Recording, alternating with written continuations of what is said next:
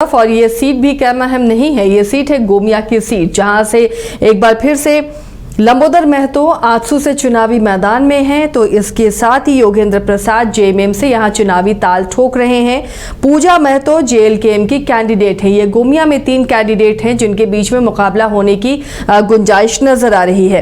रंजन जी, गोमिया की फाइट को किस तरह देख रहे हैं? क्या समीकरण यहां पर काम करेंगे? आजसू की कितनी मजबूती और इसके अलावा जेएलकेएम जेएमएम यहां पर कैसे खेलते हुए नजर आ रहे हैं? देखिए, अगर गोमिया की सीट को आप देखेंगी तो 2014 को अगर आप छोड़ दें तो यहाँ पर ट्रायंगुलर या मल्टी कॉर्नर फाइट जो है वो होती है, और वही इस बार भी दिख रही है कि एक ट्रायंगुलर फाइट यहाँ पर बनती हुई दिख रही है। जो वर्तमान विधायक हैं लंबोदर महतो और जो जेएमएम से चुनाव लड़ रहे हैं यहाँ पर योगेंद्र प्रसाद और जो जेएलकेएम की प्रत्याशी हैं पूजा महतो, तो इन तीनों के बीच एक ट्रायंगुलर फाइट बनती हुई दिख रही है। यहाँ पर भी कुछ वैसी ही बात है, चूंकि महतो वोटर्स 22% हैं और तीनों ही प्रत्याशी जो हैं वो महतो ही हैं, तो यहाँ पर इसमें भी वोटों का बंटवारा होगा। अब इसमें बड़ा चंक किसे जाता है, ये एक बड़ा सवाल रहेगा।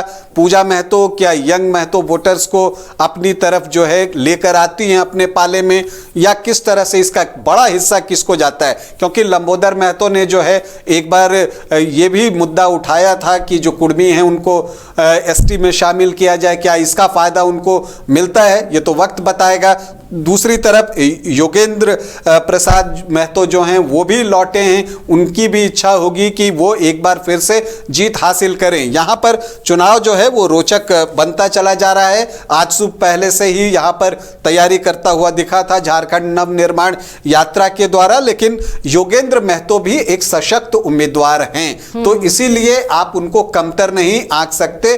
तो मामला बिल्कुल बराबरी का चल रहा है। अब इसमें इस बात पर भी निर्भर करेगा कि जो पूजा महतो वोट लेकर आती हैं तो वो किस जाति के वोट को ज्यादा लेकर आती हैं। क्या वो सिर्फ कुर्मी वोटर्स तक ही रह जाती हैं या फिर वो अपना दायरा बढ़ाती हैं? अगर वो दायरा बढ़ाती हैं, महिला कैंडिडेट हैं, क्या महिलाओं को अपनी ओर आकर्षित कर पाती हैं वोट के लिए? तो नुकसान दोनों को होगा या फिर किसी एक को नुकसान देख रहे हैं यहाँ पर? जी, वो जैसे जैसे आगे बढ़ेंगी तो किस और जाति हैं इस पर डिपेंड करेगा। क्योंकि अगर आप यहां पर देखिए तो जो मुस्लिम हैं वो 13.7% हैं और जो एसटी हैं वो 20.53% हैं।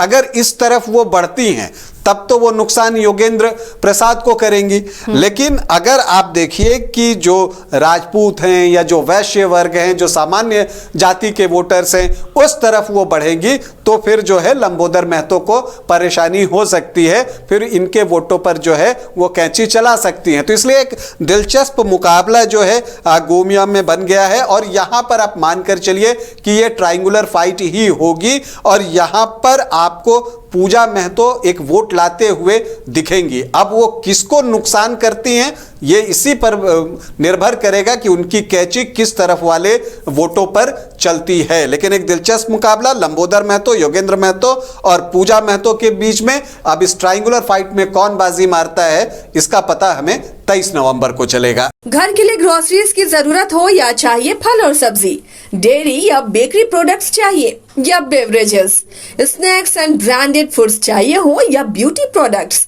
अब इनके लिए अलग अलग दुकानों की तलाश हुई खत्म, क्योंकि रांची में खुल गया है केस्टो मार्ट, जो रखे आपका और आपके बजट का ख्याल। हर सामान पर 5% की छूट, होम डिलीवरी की सुविधा भी। आज ही पधारें Kesto mart, one stop solution for every customers requirements. Call 9153989339।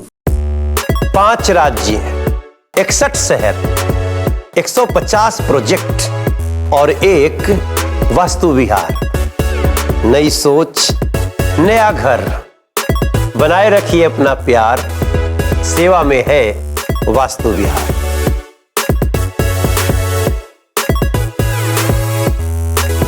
Bihar के श्रेष्ठ नर्सिंग पैरामेडिकल फार्मेसी, आईटी और मैनेजमेंट प्रशिक्षण संस्थान, इसके मंडल ग्रुप ऑफ इंस्टीट्यूशन।